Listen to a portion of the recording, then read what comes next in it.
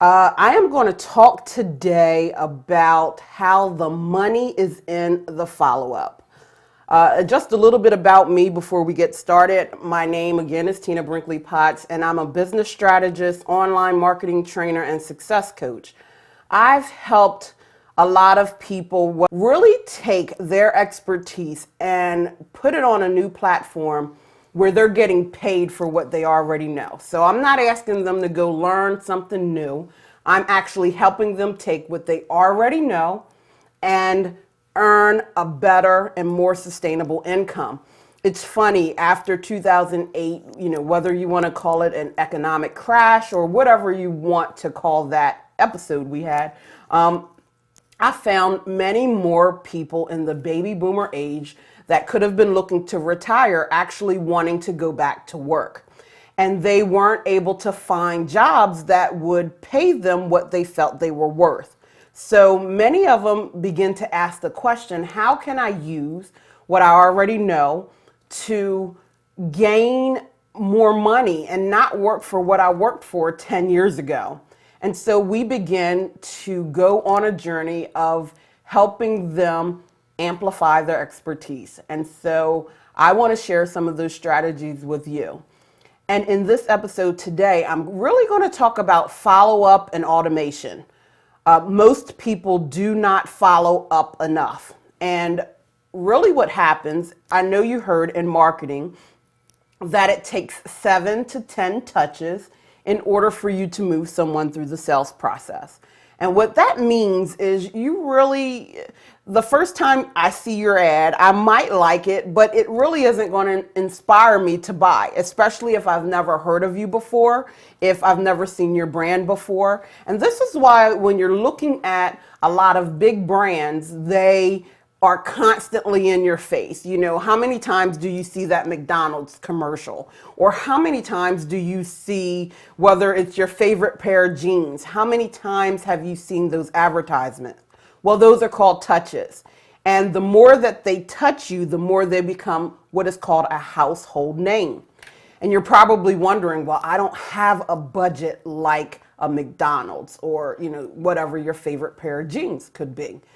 Well, the way that we do that now is really through automation, and it's through what I like to call things like autoresponders. And, most people think an autoresponder is an email, but autoresponders really can be a lot of different forms. Right now, I can automatically respond to you through voice. I can automatically respond to you through email. I can automatically respond to you through text message. So the automation has really come a long, long way. And it really helps in the follow-up. Because let's think about it. Let's talk about when you're at a networking event. And most of the time when you're at a networking event, you collect all of these business cards, what I like to call the business card shuffle. And at the end of the day, you may be one of the select few that actually follow up with a telephone call or email.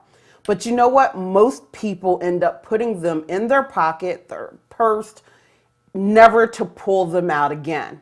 Well, what if I told you there is a way that you actually can get to know someone with automation and with those same exact business cards? Well, there is. You want to learn about how to follow up. Most people, when they're at that same networking event, they only follow up on the hot leads. And what I like to define as the hot leads are those that typically you think they're very close to being ready to buy your services. If I don't seem to be interested in your services, you probably wouldn't follow up. Well, I'm telling you that when you're at a networking event, you really want to follow up with each and every person that you meet. And you can do that with automation.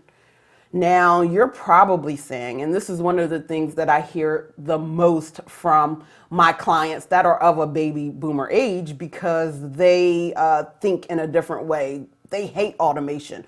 Oh, I hate when I pick up the telephone and it's not a live voice. Well, what if I told you that there is a way you can make automation more personalized? One of the things I do when I'm at a networking event is I will turn someone's business card over, and I would literally write something that really defined who that person is to me. So let's say you're a lady and you have on a fabulous pair of shoes, because I'm a shoe freak. So literally I would write, oh, she had on these crazy purple pumps. And so I would go back in, and when I respond back to her, I really would talk about the shoes. Let me tell you, just doing that one simple thing is a way that you will connect on another level with everybody you meet. The reason why?